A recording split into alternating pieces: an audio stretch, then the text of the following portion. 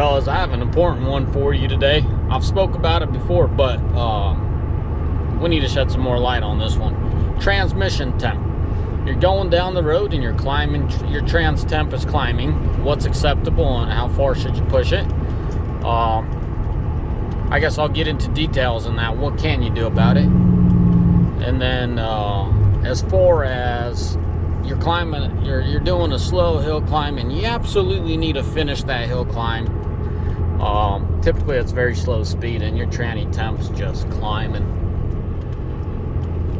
What's the absolute max that you should go, in my opinion, and from my experience? That's what I'm sharing. I ain't no engineer. I don't work for Austin or Ram or tell you what you should and shouldn't do with your truck. What I'm telling you is we run quite a few of these trucks. If you're new to the channel, we're running north of 20 of these little Dodge Rams, and got quite a bit of data and experience under our belt, and we're talking millions of miles. We're not talking local runs. These things do cross country for the majority of them. Some of them do local, but they still end up with quite a bit of mileage on them.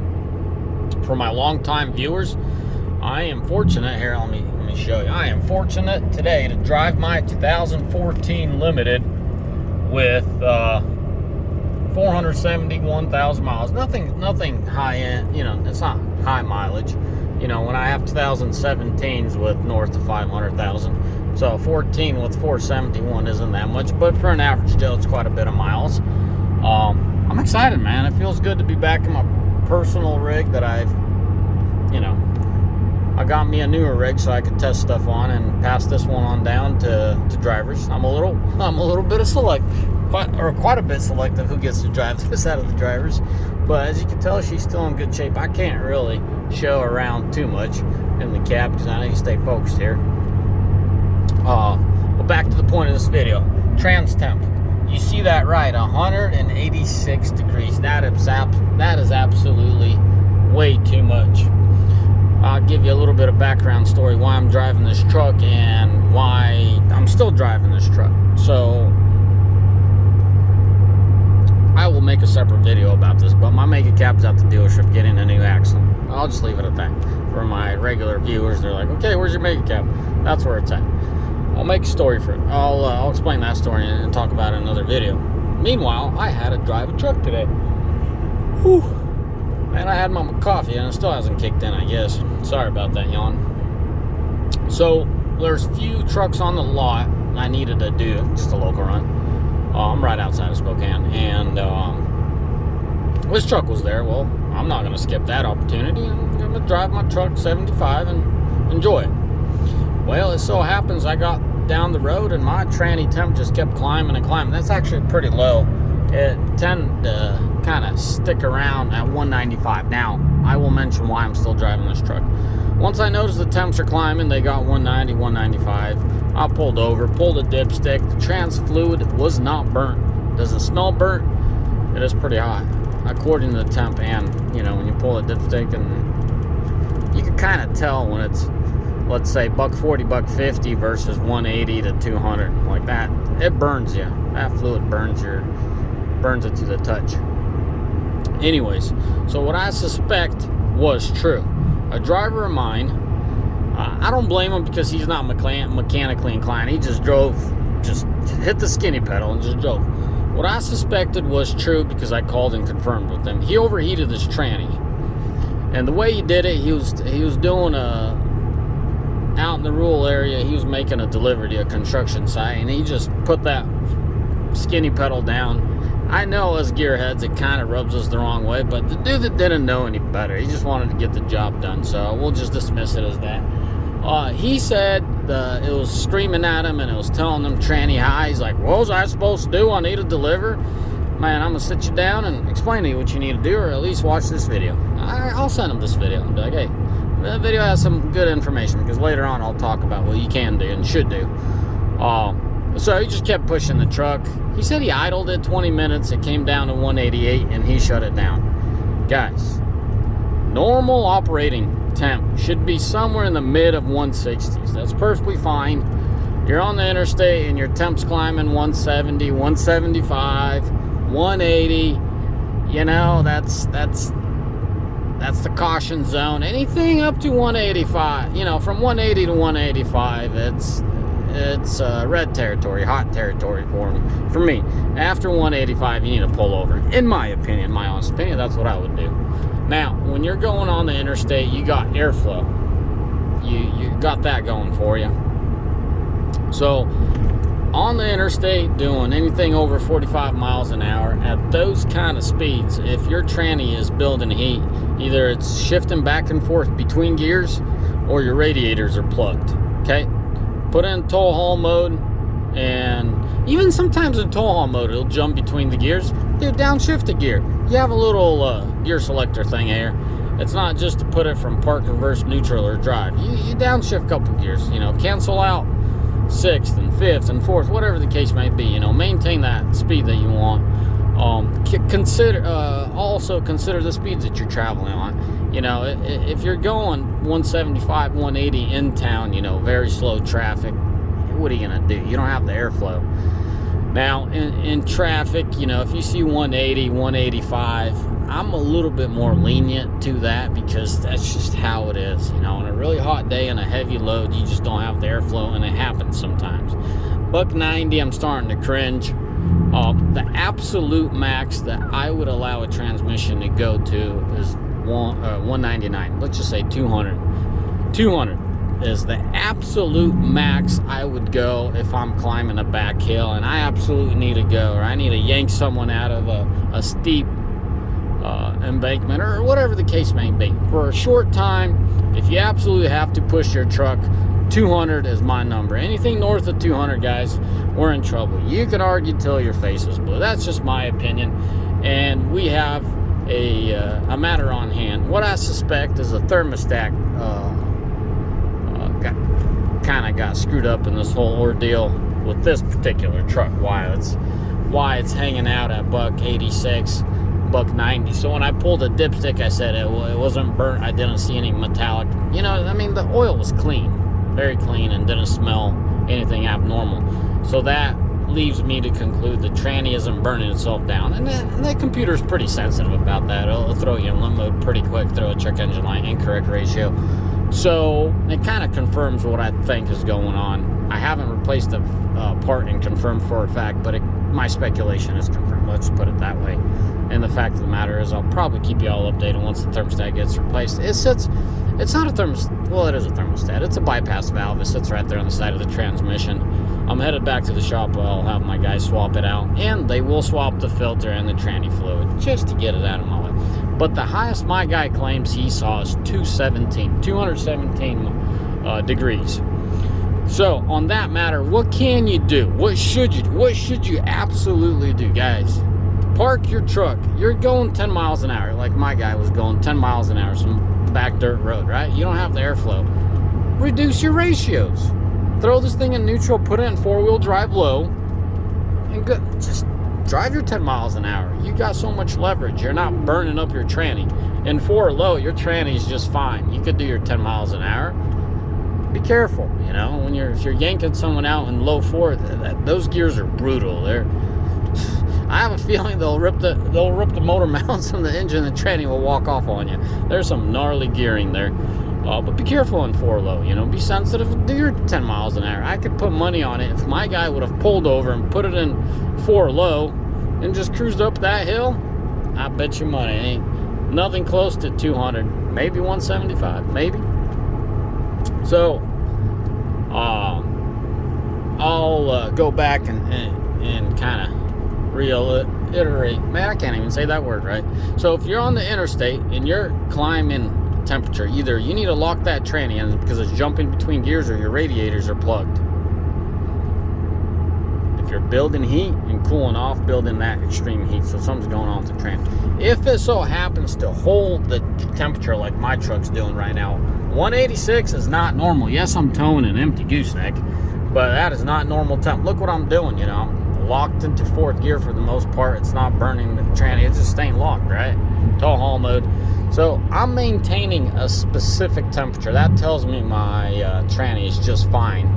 But my thermostat, my bypass, whatever you want to comment, is not opening, so I'm not getting that big heat exchanger it's not a heat exchanger, transmission cooler, there you go, isn't getting the flow that it needs.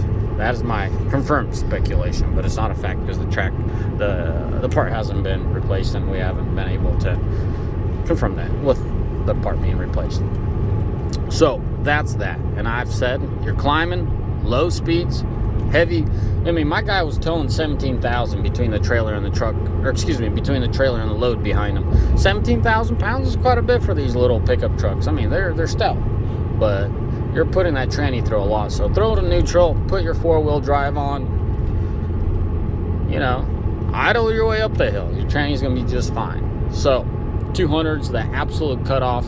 When you're on the interstate and you're at buck 185, that's the cutoff. Start cringing at buck 80. There's no reason you need to build that kind of heat if everything's operational. I'm talking like, you know, 22,000 pounds behind your truck on the interstate. You shouldn't be anywhere near these temps. And I'm just hoping, you know, that's really what it came down to. I'm really hoping that it's the bypass, because if it's not my bypass, I really don't know what else it could be. I mean, there's something obstructing the cooling. We're lucky enough that we haven't had any other side effects yet. Once we drop the pan, we'll know for sure. Anyways, boys, it is super important to keep an eye on that tranny. These engines are stout. They don't, you know, as long as their radiators are clean. Something very important. Clean your radiators, guys. Pull that grill off and clean up your radiators. Your radiators are clean, truck's breathing. You know, there's really nothing to worry about there. Your temps are going to stay fairly low, even if they climb up from climbing a big hill, since we're on the topic of temps. You know, my temps are really low because I towed this truck on. They work their way up sometimes, you know, when we're climbing. What is this, Snohomish? Yeah, I call it the Columbia. You know, 10 mile stretch of probably 6% grade there. Kind of fluctuate. I feel like at certain spots more than 6%. But nevertheless, coolant, I'll say, you know, 210 to 215. That's like the orange mark. Anything past that, it's the red territory. There's certain situations where you got to push your truck a little further. Short burst of 220. Not sweating it, but long term, anything past 30 seconds of 220, I really frown upon. Some of you guys have pushed way further, but that's just my opinion. I try to take it easy on my equipment. Those are the temps, you know. Buck 83 is phenomenal temp, but you can't really. It doesn't stay that. When you're climbing a hill, you get up to 205 real quick. You know, your fan kicks in and it cools it down. I've noticed year to year, it really depends when the lows and highs on the fan kick in. So keep an eye on that. Another thing is, you're building temps really fast. Your radiator's cool, clean, but you're building temps really fast when you're climbing a hill and you don't hear that fan. You better get that fan clutch replaced. I'll tell you that one. I mean, I've seen them all over the place fail. And for us, mainly it's the bearings that fail. It's not actually the fan clutch bearing, like the hub bearing, that fail. We've seen them at 150. I've actually seen 76,000 miles, but that was a fluke. Something's off with that one. Typically, you know, 300,000-400,000, you got to replace them. Oil, we run Schaefer's, and 230, I'm okay. 240, you're starting to push it. That's quite a bit of temperature. There's really no reason to have such a disconnect between coolant and oil, but sometimes, yeah, it's really toasty outside, and oil could get up there. The biggest and most important thing about oil and coolant, after a hard pull, always bring your temps down and let your truck idle down. Kind of have it a cool down. You know, the guys that are out there tuning their cars, they know turbo timers. That's what they are. They just keep the trucks running, or excuse me, their cars running. Old truckers have two turbo timers on their semis. I've seen them in quite a few of them classics. So people always ask for a time. Guys, bring that temp down and keep it down for a little bit. A ballpark, doesn't apply to every scenario here. A ballpark. Once the temp, you know, let's just say 180. That's crazy. This truck runs really cool. You know, typically it's 190, but once it brought itself down to operating temp, doesn't mean it's cooled off. Your turbo's still piping hot and everything else. Let it sit there for at least 5-10 minutes once it brought itself down to the operating temp, okay? Just because the cooling temp was able to pull the coolant temp, and the oil isn't able to pull it down so fast, but the coolant is able to bring itself down, does not mean it has carried all the heat out of that engine, anything above that temp, and now it stays at 180 in this case, or 183. Typically, the cooling system obviously combats this metals and everything, because, okay, I'm not going to get into all those details, but just because your coolant has been brought down to operating temp does not mean you are good. And if you don't believe me this, watch it like a hawk, and I challenge you. You've towed, you've parked, and you've noticed the temps came down to operating temps. Shut that truck off. Come back in 10 minutes and watch them temps like a hawk. I could almost put money on an average day. It's 60, 70 degrees. You've pulled an average camper of, I'm saying camper because it's a lot more relevant than goosenecks with a load. 7K camper. Your temps kind of got up there because you did a hill climb, and now you pulled into a rest area. You idled it for a couple minutes, if that. Your coolant temp's down. Shut off that truck. Come back in 10 minutes. See where your oil at. See if that oil is at right where you left it. See if that coolant's at right where you left it. I could put money on it. It's not. It's going to be a good 10, 15, if not 20 degrees. In my opinion, the oil gets really cooked in the turbo. That's the biggest thing, hence the turbo timers, right? A lot of heat in that turbo manifold area. Just because the temps got brought down doesn't mean everything else is at the same temp. You got to keep carrying that fluid through, coolant and oil. Your coolant's going to be a solid 10 over in my opinion, but your oil 15 up to 20. So guys, don't mess with it. That's why certain dudes their equipment will run so much longer than others. A lot of guys come in, they hot rod, they shut off their trucks. That's choking out your truck and expecting it to breathe fine. So you can't afford that, guys.